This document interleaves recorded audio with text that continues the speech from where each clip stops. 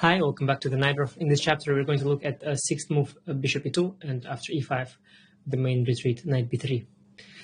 E4, c5, knight f3, d6, d4, c, d4, knight d4, knight f6, knight c3, a6, our knight of, and here sixth bishop e2, to which we, as you know, reply with e5, and now knight b3. In the previous chapter, we looked at knight f3, but now time to look at the main move, and this variation is one of the most popular lines, on, especially on the amateur and club level. Also, obviously, very popular at the top level. Used to be even more popular earlier on. Lately, the fashion switched away from this bishop e2 move, but it still keeps coming back. It's a very, very reliable idea for white. Very strong idea. Just white wants to play it very simple, develop the bishop, and then castle short. And take it basically from there. We play bishop e7. In fact, people consider bishop e7 to be the correct move order, but bishop e6 is also very, very interesting, and I propose to look at it in the next chapter. Actually, it's a very nice little extra weapon that I want to give. Usually it's considered that after bishop e6, white gets a quick f4, f5, but as it turned out, upon closer investigation, things are no longer so simple as people used to think. But in this chapter, we'll look at bishop e7, and that's also the main move, the most reliable one as well. Here, white's usually choosing between castle and bishop g5. Also, move bishop e3 is there with just a different move order. Usually, white castles short anyway. And let's look at bishop g5 first. Very similar to the line with the knight on f3. White wants to take the knight on f6 after bishop e6. Bishop e6 is also what we play. White takes on f6, and now after bishop f6, white is trying to fight for the control over the d5 square, but position is extremely similar. Just like in the other line after knight d5, eventually the knight often gets traded. Then the other knight is pretty far away from that square. In fact, it's equally far from d5 as it was on f3. It's a very similar line here after bishop f6, bishop f6. White has few options. Usually people play queen d3 automatically, and the idea is to double on the d file, threaten the d6 pawn first. But Vladimir Kramnik played bishop g4 recently in an online game against Magnus Carlsen. I was really not sure what his idea was, because after castle bishop e7, intending knight d7, he took on e6, but after f takes e6, queen g4, rook f6, he didn't achieve very much. Usually, as a rule, we're happy to see our pawn on e6, and if we don't lose it by force and can defend it like Magnus did here, black is comfortable normally, and that was also the case here. The computer is happy with black, and also the game was very favorable for black, and black was putting pressure throughout the game. So I'm not really sure bishop g4 exactly what the idea is. Not a very good move. Knight d5 only gives black extra options. After knight d7, queen d3. Now bishop e7 would transpose, but obviously now that we don't have to protect the d6 pawn, we of course play bishop g5, where the bishop is more active, and we just have a better version of the usual positioning on a castle and play rook c8. So queen d3 it is, and now propose the move bishop e7, intending knight d7. Now if white castles long after knight d7, knight d5, we transpose to knight d5 first, so knight d5 is basically the more flexible move order, and after knight d7, white has three options: rook d1, long castle, and also I look at the capture. The capture is not really great, and I once again propose the fancy king takes e7. I proposed it so many times in this series. It's a little obsession of mine, almost. But basically, it's very, very good here. We will guard the d6 pawn. Next, we want to play knight f6, develop the queen to c7 or b6, and bring the rook out, and then the king can always go back to safety on f8. And white is left with these very passive pieces: bishop on e2 and knight on b3. Knight e7 not very dangerous, so mostly white's choosing between long castle and rook d1. Now these two lead to entirely different positions. Obviously, rook d1 is a lot more solid and a lot more common as well. Long castle is a lot riskier for white. He castles into the queen side, where black will start pushing the pawns. So that's obviously a lot sharper. But let's look at that long castle. Here we take queen takes d5, and now queen c7.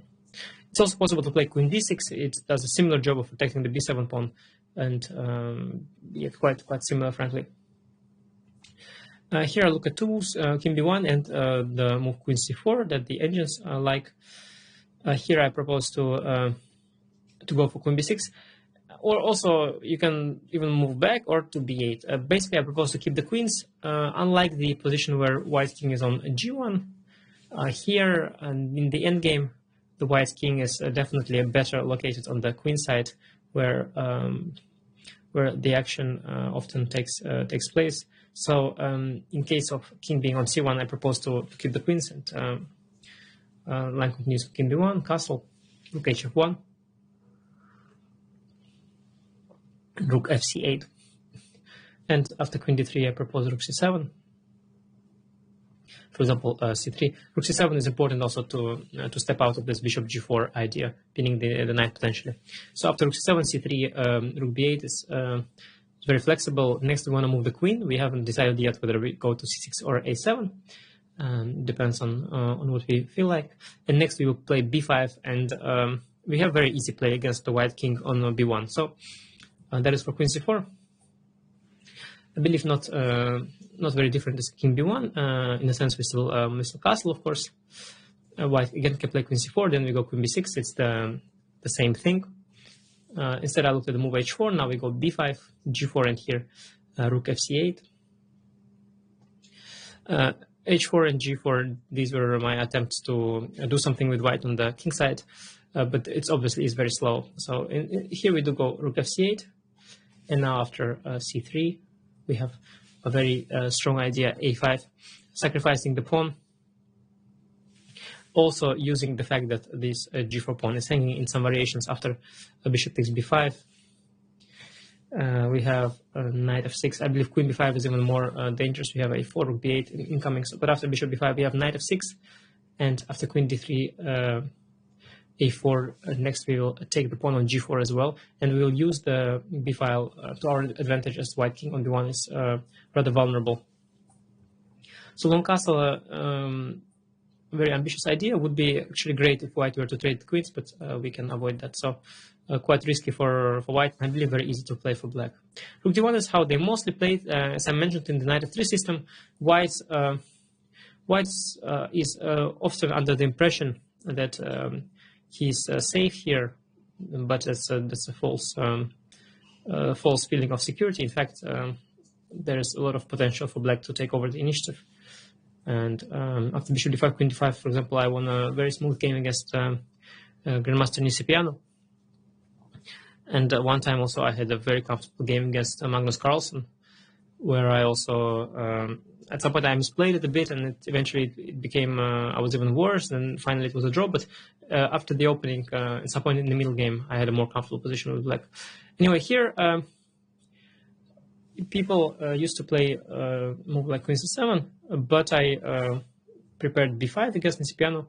Very interesting idea, not wasting any time.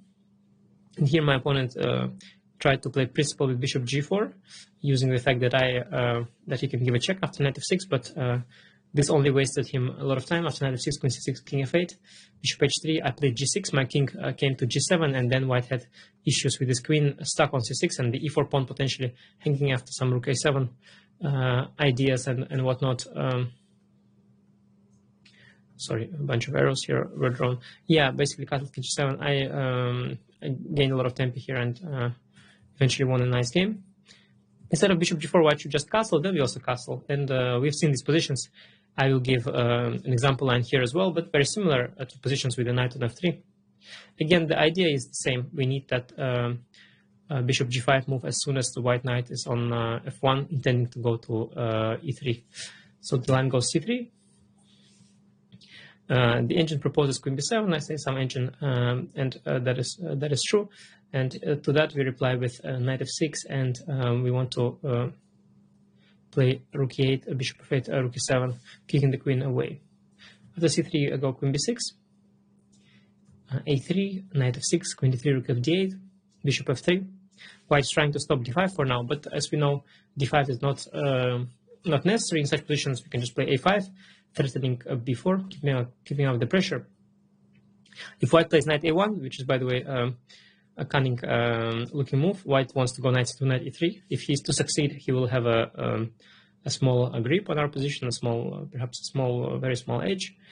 Although, yeah, but basically we never want to allow it. It's no point arguing if White is better there or not so much. But basically, we can just play b4, and we don't let White consolidate his position. And before he gets the knight into e3, he will have issues with his weak queenside pawns. So knight a1 is not ideal. Knight d2 is a little better because b4 can be met with knight c4. But now we don't push b4, we go g6, and we set up this bishop f8, bishop h6 in time. After, for example, g3, h5, h4, bishop f8, rook e1. We have bishop h6, and if White tried to reroute the knight there, then we were also in time with bishop f8, bishop h6.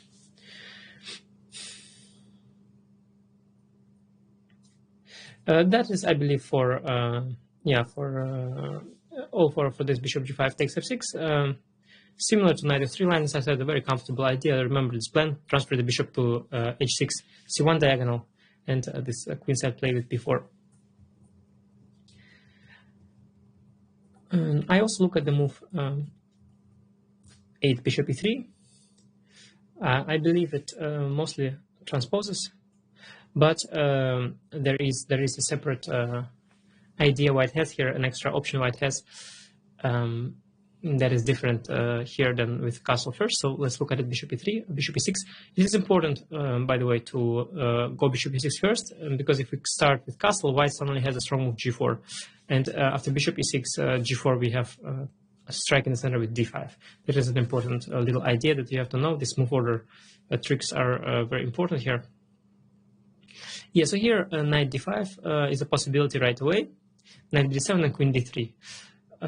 We had to play knight b7. Bishop b6 was, after knight e4, bishop b6 was a threat. By the way, in this particular order, we also have the option, I believe, of taking with the knight and dropping the bishop, but there's no need to go into that. Knight b7 is easy. We want to transpose after queen d3. White controls the e4 pawn. This is his setup. Now we castle. And now, if White is to castle, then we transpose to a big variation that we will discuss under the 8 castle move order. But White has here a couple of clever options. He can try to go c4 or move a4, which has been played by Pavel Elyanov a few times. A clever idea as well. So c4 is an interesting idea. Just to give you a little heads up, after castle, I recommend taking and funky move h5. So just so you know that what we are aiming for there. Yes, so c4, here we strike with b5. If White takes, c takes b5, we go a takes b5, and White should not neglect his development. He should castle here, and after bishop d5, ed. The computer also says here, by the way, h5 here, but it's rather extravagant. We can also just take. At this point, take and play knight b6. We want to regain this pawn, and if White takes on b6, queen b6, and wins the pawn, here a very strong move is not to go for an endgame, but to play queen a7, and we have a very good compensation for the pawn. Currently, these queenside pawns are not going anywhere.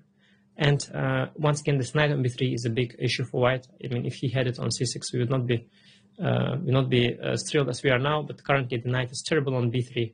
And on top of all that, we have very active ideas. Rook fb8.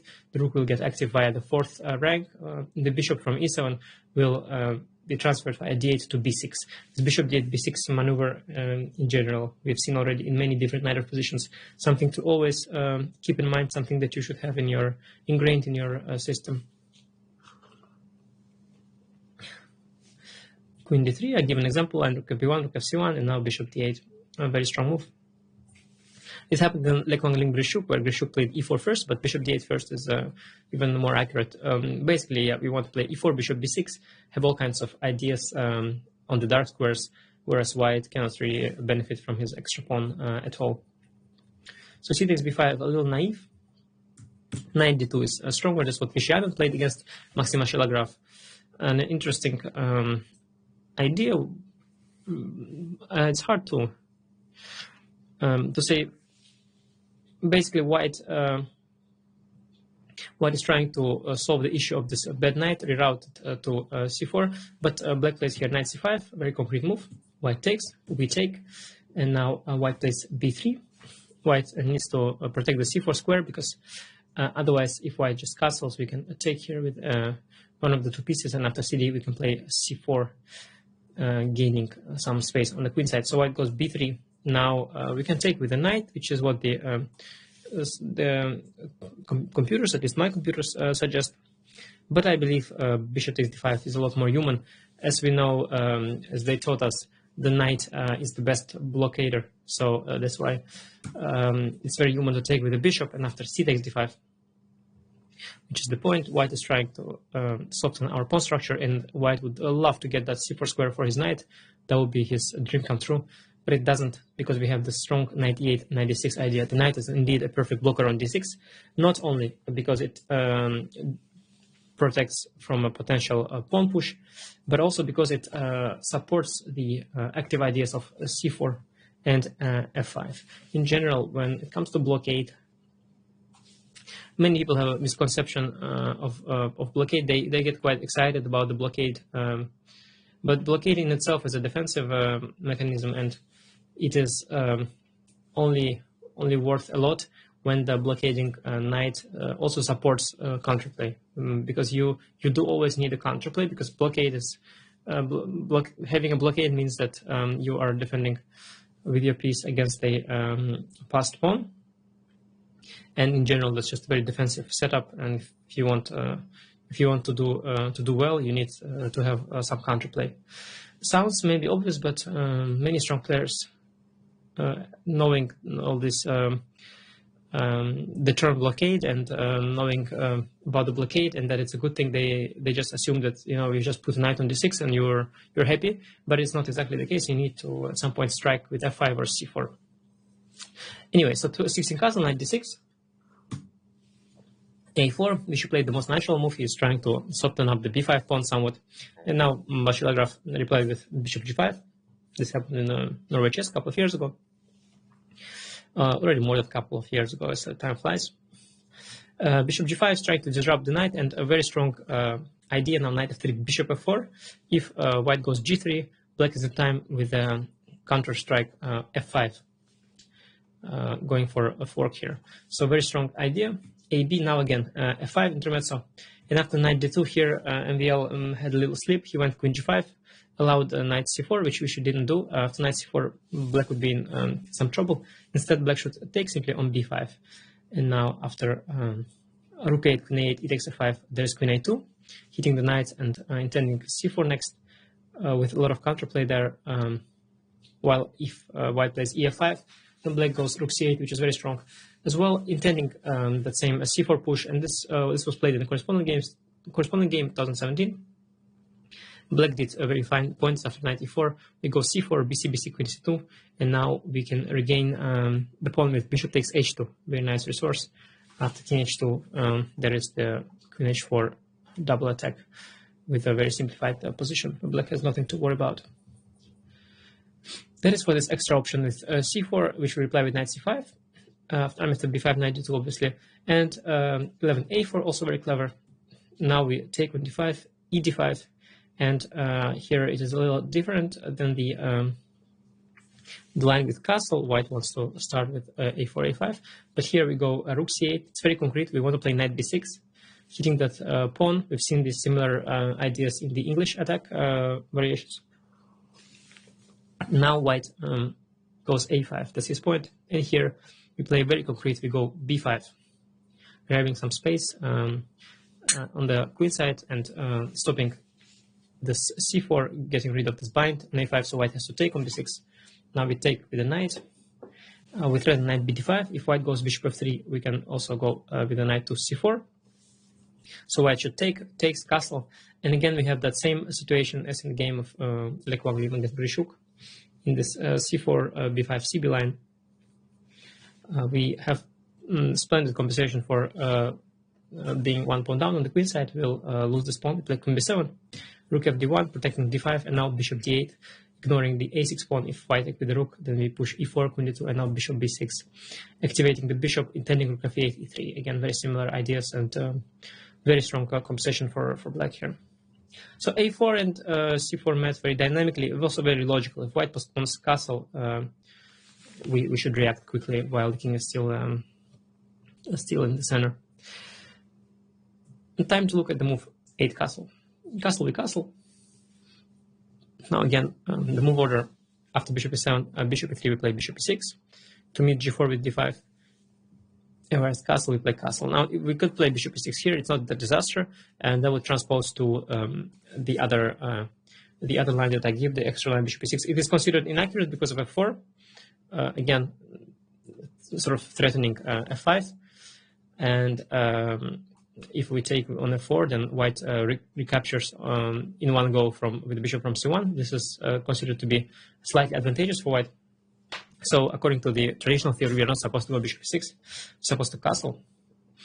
And in this file, which is the this chapter, which is the where we look at bishop e7, the traditional recommendation, the main recommendation, here we will stick by that knowledge and castle first.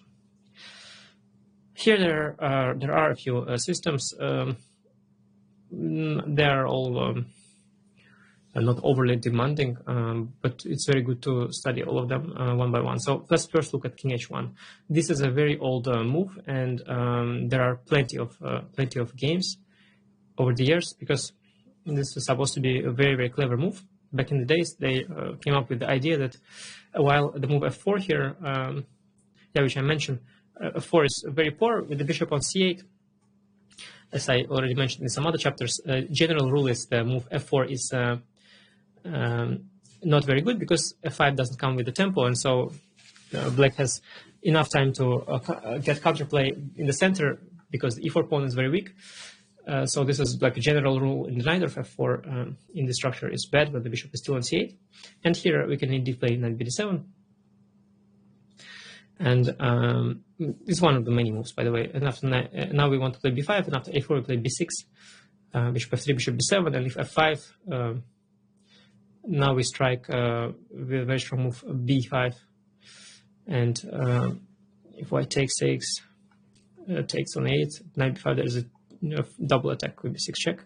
And otherwise we're threatening b4, and we're fighting for these e4, d5 squares, and we are winning that fight as well. So f4 is poor. And the point of king h1, though, is that white wants to wait for bishop e6. If white were to play bishop e3, bishop e6, and now f4, which I mentioned actually, here we can take on f4, and main move is bishop f4, and then we get this position, knight c6, which we'll look at later. But compared to that, so if white plays king h1, if we now play bishop e6, and white now plays f4, we now take on f4, white takes on f4 from c1, not from e3, and he has gained that extra move king h1, which is a very useful move, and this small finesse is giving white tiniest of the advantages, and that's why people are so excited to play king h1, feeling that it's a very, very clever move. And clever it is, so we don't play bishop e6. I propose the move knight c6. Running ahead, it is also possible to start with the rook e8, a very cunning move, but knight c6 is just fine. Here white has a choice, so f4 is the main move. Alternatively, he can just play bishop e3. If he plays bishop e3, we play bishop e6. Now for, first of all, we could just take, but there's also a very strong idea d5. If f5, d4, fe, we have gave up a piece, but we'll recapture it as this is a double attack, and at the end, after we recapture, e4 pawn is also in trouble. So if let's say bishop d2, we can take the knight, and then e4 is also hanging. So f4 not very clever. Also, after ef, basically white has to again lose the tempo with the bishop, so this is not very principled. If after bishop e6, white plays bishop f3, stopping d5, then we have a few ideas. We can push a5, threatening a4. If white goes a4, then we get the b4 square for the knight, one of the typical ideas. And once we get that square for the knight, let me just show this, our d5 push becomes a lot more realistic, and also the c2 pawn is under some pressure. So that's one way, and the other is knight a5, very comfortable for black. Knight a5, queen a5. We just want to play b5, rook c8. I don't really see what white's doing in this position. And if white doesn't take, of course, knight c4 was the idea. Instead, if bishop e3, bishop e6, white plays f3, then we have d5 push, and after ed, knight d5, knight d5, bishop d5. Black is just very, very comfortable in such positions. White is not worse, I guess, at this point, but also not better. We have successfully gotten rid of our d6 pawn. There's no d5 weakness any longer, and well, we might start with f5 or in e4 active play, but it's also not necessary. But eventually we might do that. Basically, black solves all his problems once he gets the d5 push in like that. Instead, white can also play 10 f3. Then after bishop e6, if bishop e3, again we go d5. But here white plays knight d5.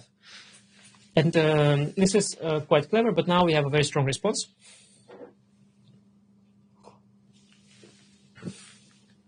And the strong response is a5. The idea is that we obviously want to push a4 and get the d4 square for the knight.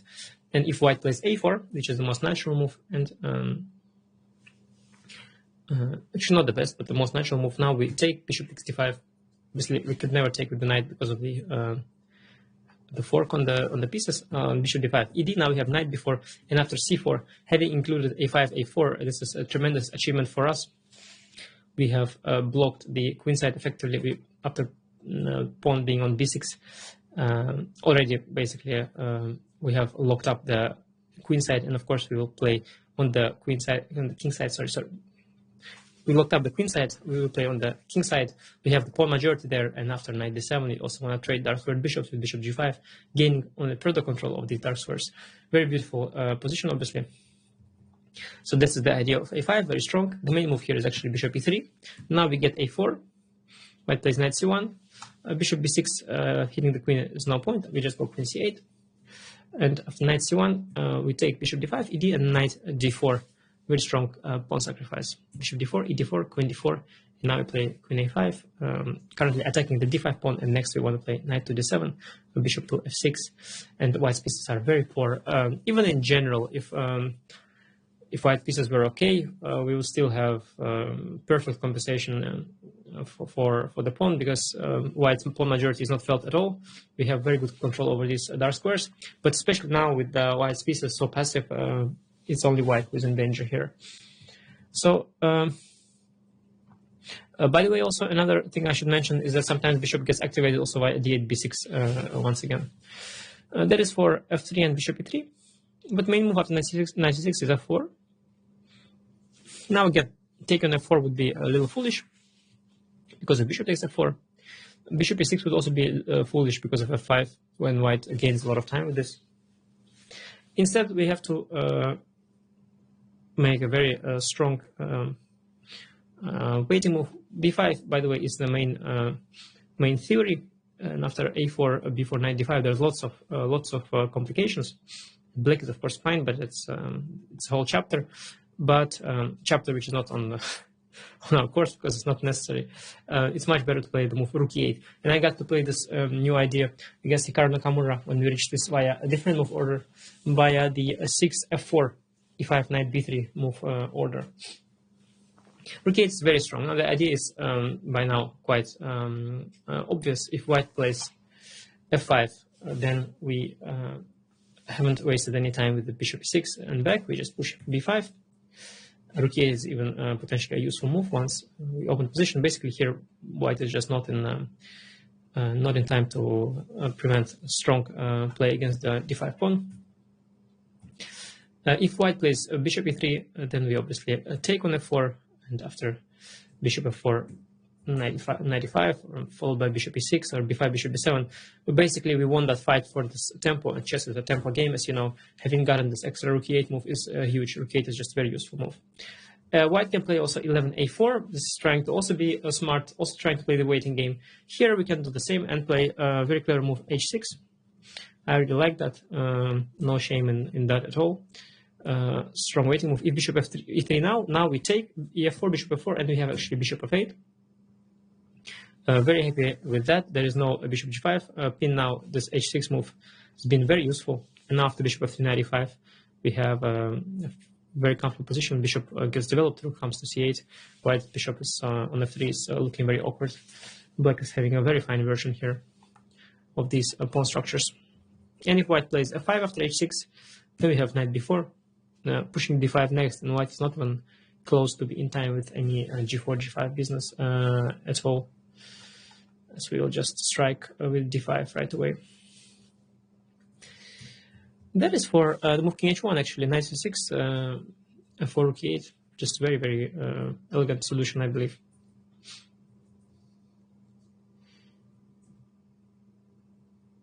Next, we look at the move queen d3.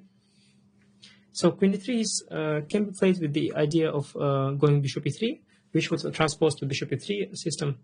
But here we can look at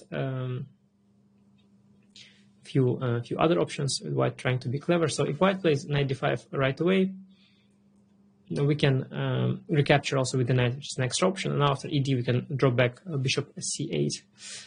And note that with bishop e3, knight d7 included, after knight d5, we cannot do that because the bishop is trapped on e6. There we take with the bishop. But here we can take with the knight, after knight d5, sorry. And now we drop back to c8 with the bishop. And after a4, it's quite nice to play a5, not allowing white the grip, getting the control of the dark squares on the queen side. We want to play b6 next. The knight on b3 is very, very bad, and white never gets the c4, c5 in. On the king side, meanwhile, we will play f5 and bishop g5, trading the bishops and pushing slowly but surely our majority in the king side center region there. I believe very nice position for black.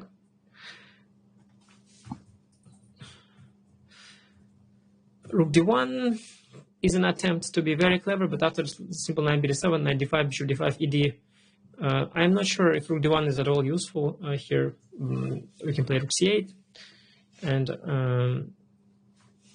c4. Now we have a5. And what is very nice for black here is that f4 push, which is often the idea in these structures to gain that d4 square. F4 push is no longer attractive with the white having no rook behind the pawn to support it. So not clear to me at all if d1 makes any sense. Instead, the main alternative to bishop e3 here is bishop d2. White is trying to be very clever after knight b7, knight d5, bishop d5, ed. He's hoping that bishop on d2 is well placed, but not sure it's a big deal. We can just play rook c8 here. We are currently threatening e4, winning the c2 pawn. So white is choosing between c4 or rook ac1. After rook ac1, which has never been played, we can also make a waiting move, rook e8. We want to play g6, bishop f8 sometimes. Rook e8 is often a useful move in this position. After c4, we will play b6, stopping the knight and threatening this a5 idea. And the same after 13 c4 here, we also played b6. And again, we, on the queen side, it's very simple. We stopped c5 push, we stop knight a5, we will put our pawn on a5, get further control over this dark square before c5. And on the king side, our only problem is that we have too many different ideas. There is the idea of gaining space with h5, as you will see. There is the idea of g6, rook e8, bishop f8, bishop g7 first. There's also the idea of dropping the knight to e8, then pushing the pawn to f5 and trading bishop with bishop g5. All of these ideas are very interesting and very good. And white is struggling here with finding any plan here on the queen side. We'll see this position a lot more positions with the bishop on e3.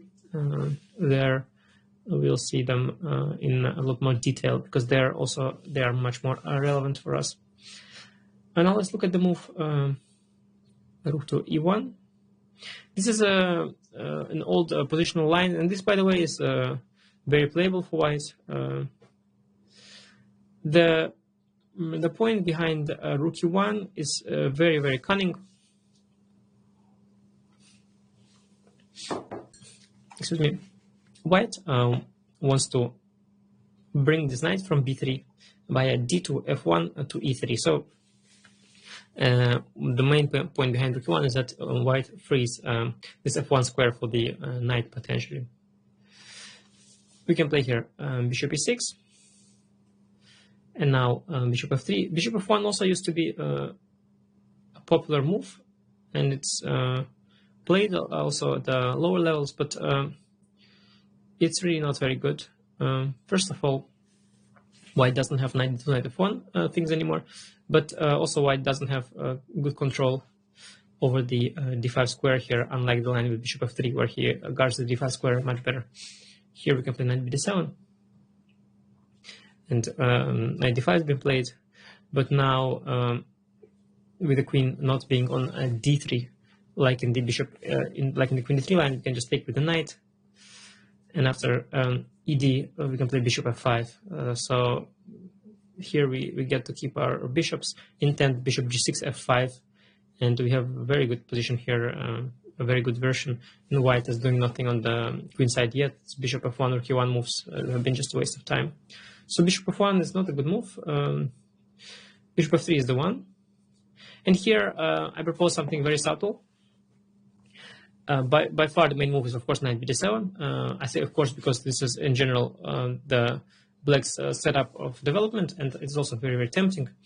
And it's also fine, of course, it's not bad. Let me see if I give it. No, I don't give it here. But it is a move. It's okay, but I recommend a better move order, a much more subtle move order. I recommend to start with queen c7. And the point is not too complicated. The idea is that we are waiting for the knight d2 maneuver, and this knight d2, knight f1, knight d3 maneuver. As soon as white plays knight to d2, oh, excuse me, queen c7 first, of course, now knight to d2. Now we have knight to c6 to d4. That is the basic idea. So we keep the knight on b8 for now. So the queen c7 white plays a4. He has to anyway play a4 to stop b5. And here again, knight d7 would be normal, but then we have to deal with knight d2, which we, of course, can also deal with. In general, if white brings the knight to e3, we can still play, let's say, knight d7, then rook c8, and the queen can go to c5 or b8, and then the bishop goes via d8 to a5. So it's possible to play this way, but much more accurate and cunning is this waiting move, rook c8. And again, the point is that after knight d2, we play knight c6, knight f1, knight d4. So that's why we wait with the knight on b8. A very nice idea. And rook c8 is a very useful move. It's arguable that rook c8, which rook should belong on c8, but it's actually, there is a case for bringing this rook here, keeping the other rook also on the queen side, maybe for rook b8 later on, as we will see in the variations. If h3, very, very clever. Of course, we just also play h6. We also wait. So again, after knight d2, we have knight c6. Bishop e3, we have knight b7. So we are waiting for white to take a decision.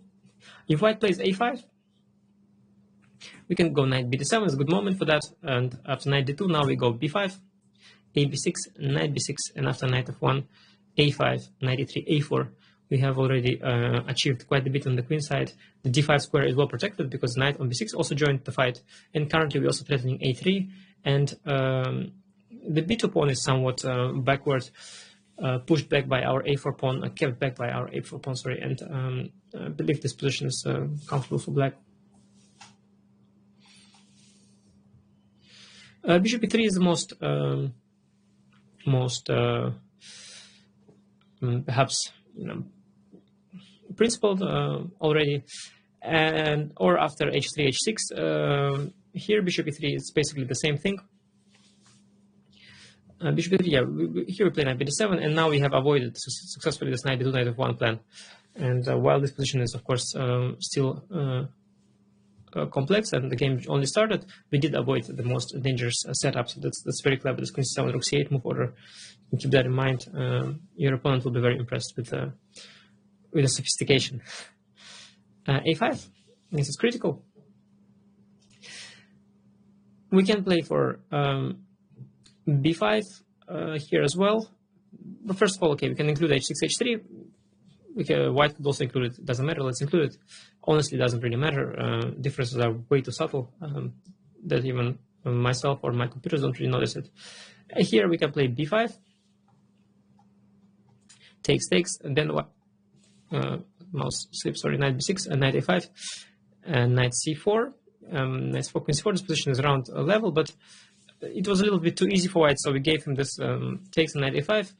Instead, I propose Rook A B8, keeping the tension a little bit, asking white what he will play. So here white still sends the knight to F1. It still makes some sense. Knight on B3 was doing nothing, and at least on F1 it can go to G3 and then sometimes to F5. So that's still a sensible maneuver, but now we go Bishop D8, Knight F1, and we go B5. Very strong idea. It's a temporary pawn sacrifice. After AB, Knight B6, if white takes the pawn with Rook A6, we have a Knight C4, very strong counterplay here against the B2 pawn. If white plays B3, we have Knight B2. And attacking the queen and the knight, and here white is actually surviving by a miracle. Some would say Queen A1, Queen C3. Yeah, and here Rook B1 sort of holds, I guess after Queen C2, but also Rook C1 is a nice way of holding Bishop D2, Bishop E3. Perpetual attack on the queen is inevitable, but not a big achievement for white to hold. So Rook A6 is fine for black after Knight C4. Instead, Bishop C1 is also possible, trying to defend from Knight C4, ready to meet Knight C4 with B3. But here, Knight C4 with B3, sorry, and here we can play a very strong move, Queen to D7, opening the Rook and the Bishop. Queen was in the way. Now after Rook A6, there is another resource, Knight C4 here as well, B3, and now Bishop to A5. Very strong idea, beating the knight when white doesn't have a good defense against Bishop takes C3. So that is how we treat this position. Basically, I think Queen C7, Rook C8, something to remember. And now after Bishop E3, you can already go for Knight D7. And here, yes, you can choose Rook A B8, which is very, very cool, or a simple B5. I think this covers the move Knight Rook E1.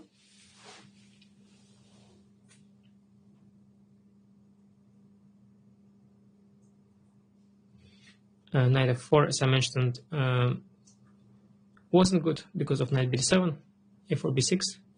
Bishop F3, Bishop B7, F5 B5, so that's there. 9 A4 is the move I should mention. 9 A4 is just a slightly odd move order. It's not necessarily bad. It gives black some extra options with Knight C6, Knight B4. But usually it is just your white usually just plays it because he just confuses the move order. Basically, after Bishop E6, white should transpose either to Bishop F3, Queen C7 or Q1 line, or Bishop E3 line, Bishop E3. And if he tries to go for F4 here, A4 is far less useful than King H1. You can just take. Also, there is some option of Knight B7, original option F5 takes on B3, CB3, and then Knight C5 and Queen B6, but takes is very easy. It takes Knight C6, King H1, now D5 is there, E5, Knight E4. Equalizing fully after Bishop D3, we have F5. This in general is a maneuver to remember. And also Knight D7 is fine. I had a game like this a long time ago. Knight D5, Knight D5, Knight D7, Queen E7. Such things are also fine. Very comfortable for blacks. Very strong Knight on E5. This open position, white. We have these 3 pawns. You can play sometimes F6. Against these 2, white king is a little less safe potentially. So very good position for black. Yeah, E4. Usually after Bishop E6, white plays some Bishop 3 or Bishop F3 and just transposes. I believe now it's time to look at the move knight bishop e3. So we covered all the alternatives, bishop e6. And here, queen d3. Now this is the, we've been sort of around this variation. We looked at queen d3, bishop d2, we looked at bishop e3, queen d3 without castle, but now it's time to look at the actual line.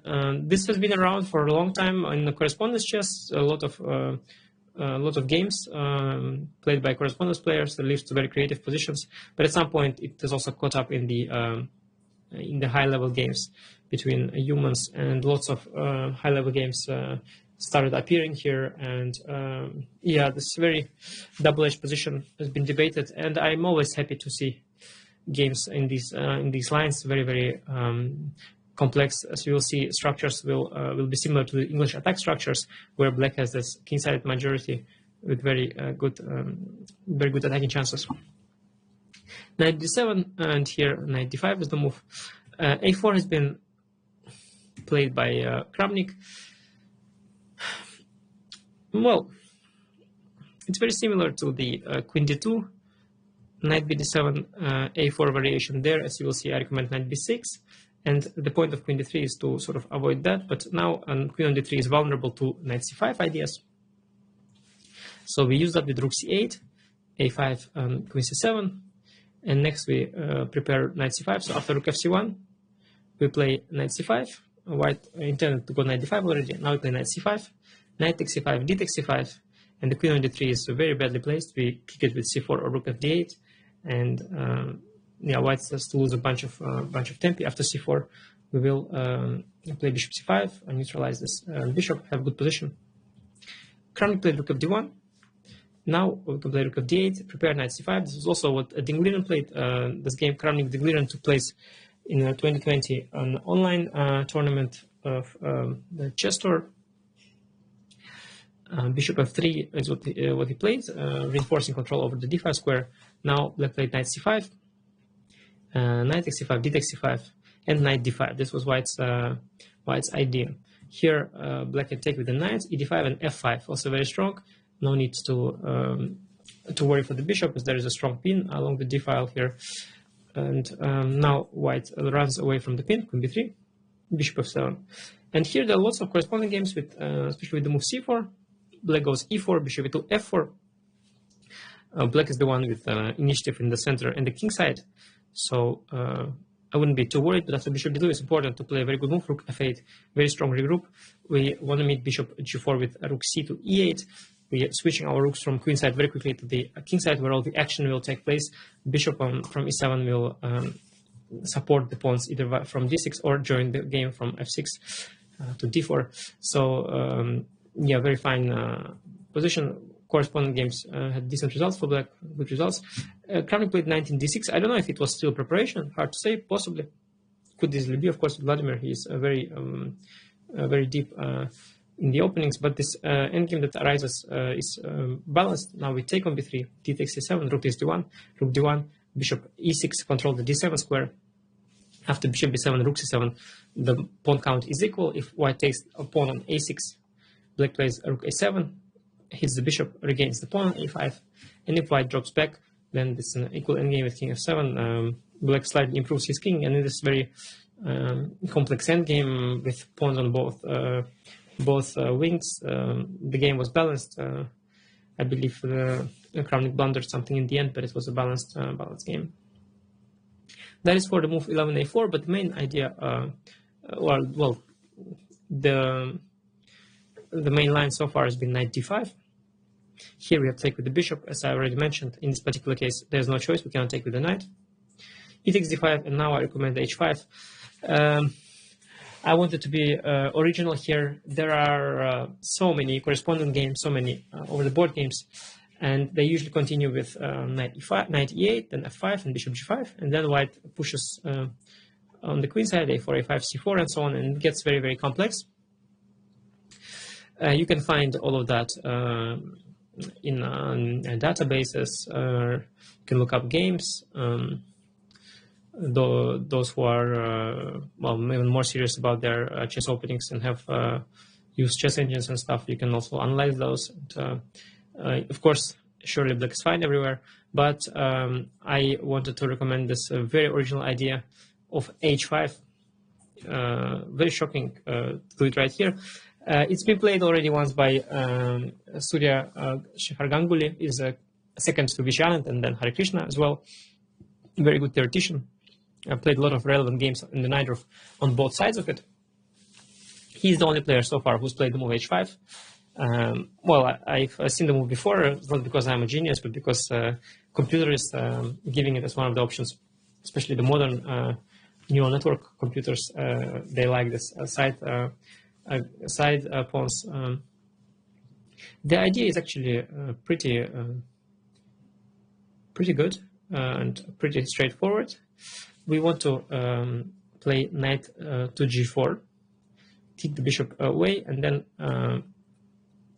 move the f pawn forward. Very logical. And if white stops that with h3, then we can play simply g6, which is anyway a useful move. Then reroute the knight via e8 to g7 or perhaps to h7, and play a position that's been debated in a lot of corresponding games with inclusion of the moves h5, h3. And in fact, it is quite logical that h5, h3 would benefit black because, as they say, you should play on the side where you are stronger. And if you include a move by a pawn from each side on the side where black is stronger, and that is the king side, then of course that is to black's advantage. So very clever idea. Knight g4, if h3, the inclusion is good for black. I like it. And fortunately, also the variations seem to work out well for black. So it's not a bluff or by any means, but a full-fledged variation. So I'm very happy to be able to recommend it. I'll show you the lines. I was very excited. I think in general,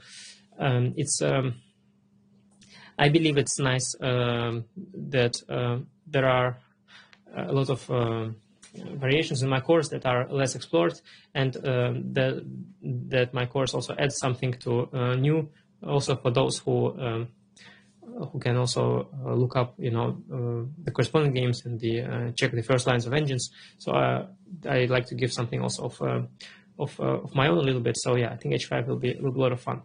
Anyway, enough talking. h5, h3.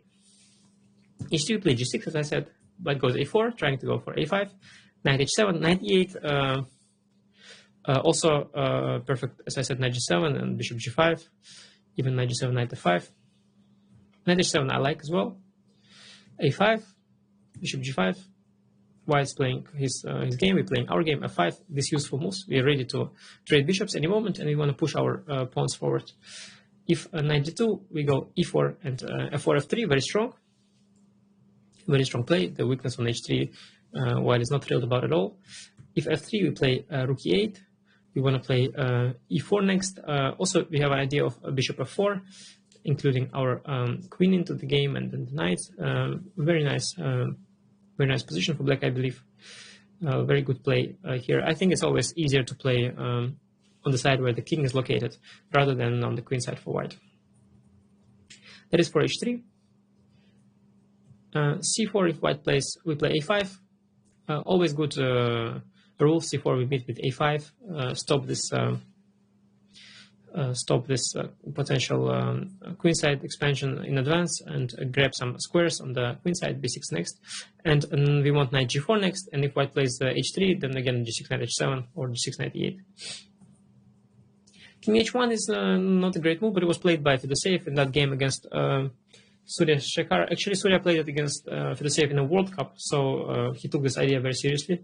You don't play, you don't play nonsense in the World Cup. World Cup is an event that everybody is preparing really hard for. It's a chance for all the players to fight for the world title. So we can be sure that Surya took this h5 seriously, and so do we. So king h1, he went knight g4, and White's idea was to take and play f3.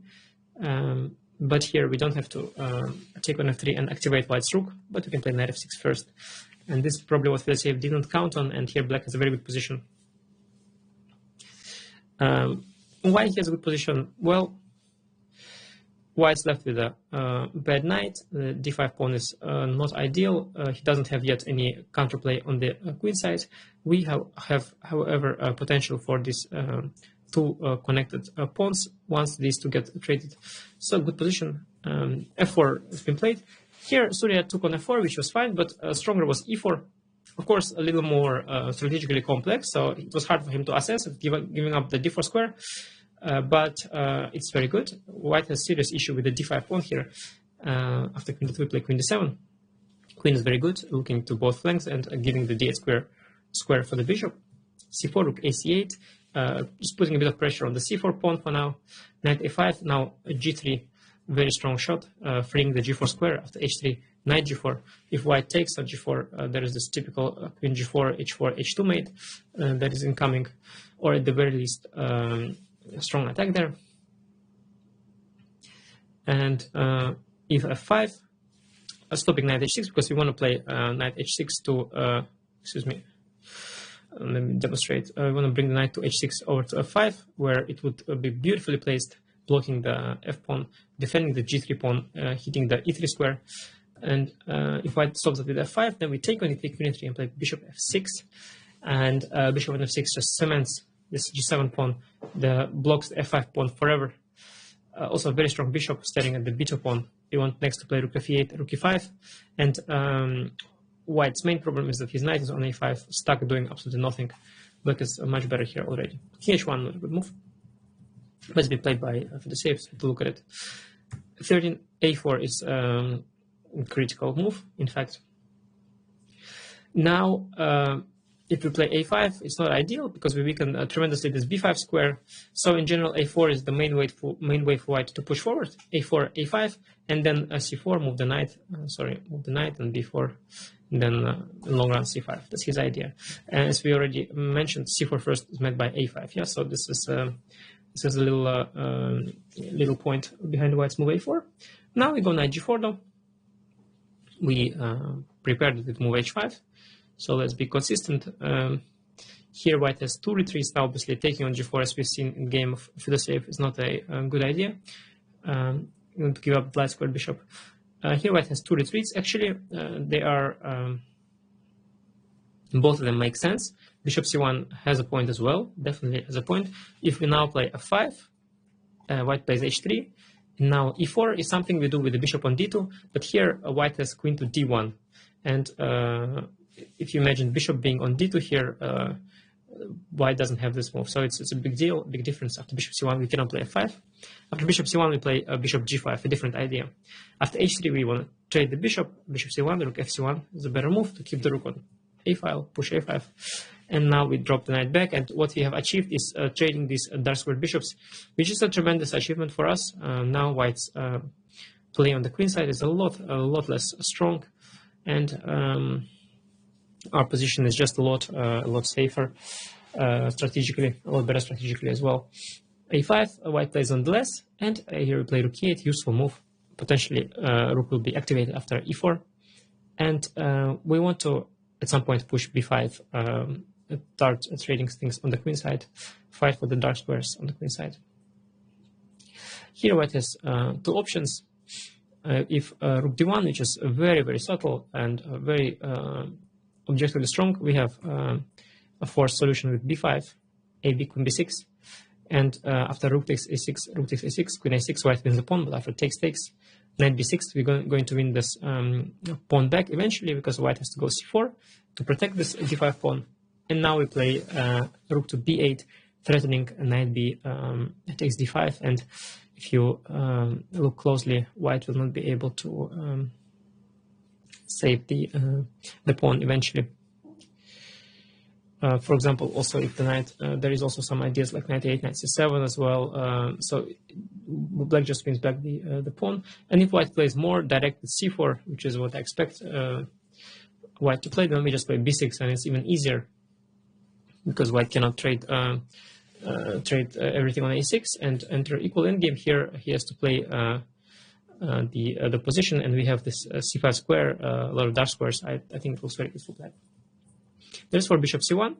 For bishop D2, there's even more fun. We go F5 here. Now H3, we have E4 as I promised. First, let's look at alternatives. Bishop 1 is interesting, giving that D1 square for the queen. But now we protect the pawn with G6. h3, we drop the knight back to h6, keeping the f6 perhaps for the bishop. Knight can redevelop by f7, knight a5, rook b8, protecting the b7 pawn. c4, intending b4. White also wants to obviously do something. We go e4 with the bishop f6, activating the bishop, rook d1, and now bishop g7. Tempting is to go bishop e5, but it's better to go to g7 to keep the e file open in case of forced line that arises after bishop g7, b4, queen g5. Now you want to play knight e5, white goes bishop d2, now you go f4, and after queen takes e4, now remember I told you we should keep the bishop on g7, not on e5, because now we have rook b2 e8 using the open e file, and after white moves the queen to f3, we have knight e5, and now white's lucky that he's not losing on the spot because he has moved queen g3, saving himself. So this is very good for black. After bishop e1, we get the tempo for g6. After a5, we can play bishop g5. Yeah, and our usual play with e4 is going to commence. Critical move is h3. Now we go e4. Now you have to look at the queen moves. He doesn't have too many good ones, as there is no way to go back to d1. Wherever his queen goes, it gets exposed, and that's the whole point of this position. If he goes queen g3, we go f4. I believe there were also alternatives, but this is pretty good. f4, bishop f4, bishop h4, queen c3, and rook c8, hitting the queen again. Queen d2, and now bishop f2, rook f2, knight f2. Very concrete tactics. If white takes king f2, g5 simply wins the bishop on the pin. So white has to go knight to d4, intending knight e6. So white is also doing his best. In fact, this doesn't look at all clear what's going on, but we have a very strong reply, queen f6. Now knight e6, we have a queen to b2, also very strong. If instead white goes bishop e3, move 22, we have a queen h4, and now we set up a knight takes h3 perpetual after bishop f1. We have knight h3 as well, and after gh, rook takes f1. Very strong idea, and it's going to be perpetual after rook f1, queen g3. White cannot interpose the queen to g2 because the e3 bishop is hanging. So after king h1, queen h3, we have a perpetual. This is how it is if both sides play like 3700 rated brilliant chess engine. Then you get these kind of beautiful variations. In practice, you'll just mate your opponent, believe me. Queen c4 is alternative. Now we play knight g to e5. We're happy to get the knight out of g4 here with the tempo. So as I said here, wherever the queen goes, we hit it with the tempo. Queen c4, we hit it with knight g e5 tempo. Queen b4. Now we get we have here a lot of options, but I like a5. Very clever idea, inviting the knight to a5. And now after f4, if white takes on e4, we will now take on a5. That was the point of inviting the knight there, and this position, we have two strong knights for the rook, and we still have the kingside initiative, so that's good for black. After queen c3 on move 16, we again hit the queen with the tempo, bishop f6. Now white can include queen a5, b6, queen b4, or play queen b4 right away. It's the same. In both cases, we go bishop e5, queen b4, bishop e5. Very strong idea. If ag, we have queen h4. And after g3, we can, of course, already force perpetual with bishop g3, but we can also try to play queen h3 and try to be murky. And you can, if you want, you can investigate this further. But basically, from what I remember, the white can still defend, perhaps with accurate play, but yeah, it's already black who's playing. Okay, you could also take a perpetual. So this is not all not a problem for us. In short, a4, knight g4, bishop c1, bishop g5, h3, bishop c1, knight f6, and bishop d2, we have f5 and e4. There's no queen d1. Very interesting stuff, I think. Yeah, this covers the move h5. As you've seen, very interesting lines, and also completely unexplored. So your opponent have no guidelines; they don't know what to do. And yeah, whatever they do, we already looked at it. Now it's time to look at 10th move. Not yet. 10th move f4 first. Yeah, f4, as I said, we can just take on f4. It's very harmless. Rook f4, we have knight c6.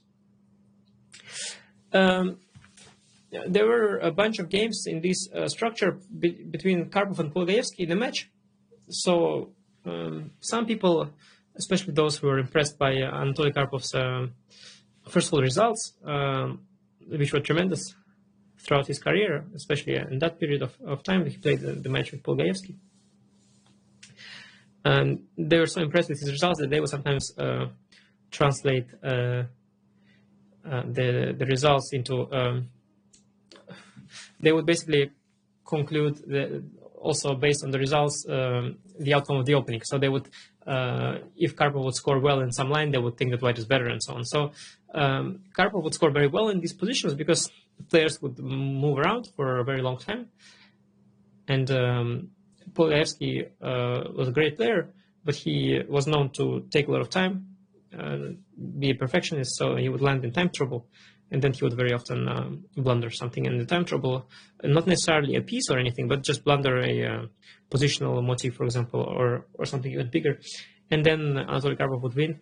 And so some believe that these positions were promising for white, but I studied this match, and positions were very comfortable and easy to play for black, and there is no need to play them slowly. And if you are not in the time trouble, I don't think much wrong should happen. So